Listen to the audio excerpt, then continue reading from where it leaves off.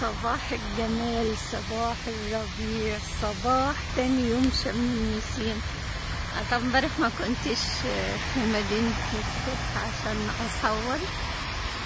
النهارده موصله ساره لنادي الجولف، وبعدين قلت كده راح ابص على البوابه ولقيت الدنيا رايقه، فقلت يا هدخل بقى وسط الورد ده واصور لكم البوابه وهي في شم النسيم او في عيد الربيع. نشوف بقى شجر الورد بنفسجي على الجنبين وتحت الجهنميات. بسم الله ما شاء الله، ولا حول ولا قوة الا بالله العلي العظيم. كل كورنر، كل سنتيمتر تقفوا فيه تشوفوا حاجة تانية بزاوية تانية. شايفاكم اطلع كده بيت من الاول، بس حتى الطريق مليان ورد على الارض، ورد بنفسجي مال الارض على الاتجاهين. في شجر بنفسجي بيبقى اعلى وحواليه ورود مزروعه او جهنميات.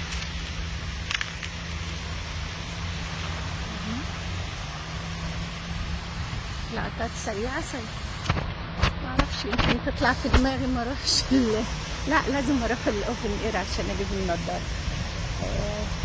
بس احتمال افوت على البوابه، يعني اطلع بره وارجع تاني اشوف اخبار البحيره اللي في الاول دي. راجعه من الاتجاه التاني، لو قدرت اصوره هصوره. دي مدينتي، بوابه مدينتي، الورد كله، الحب كله، الربيع كله هنا.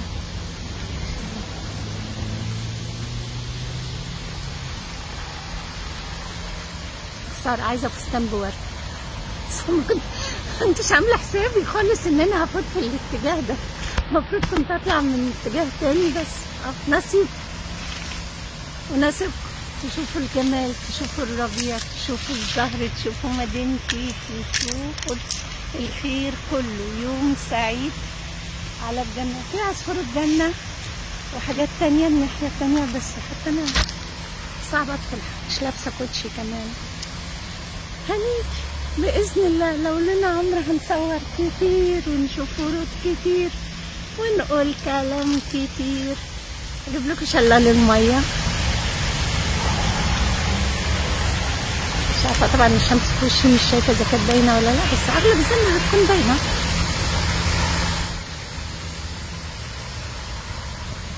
باي، مع السلامة.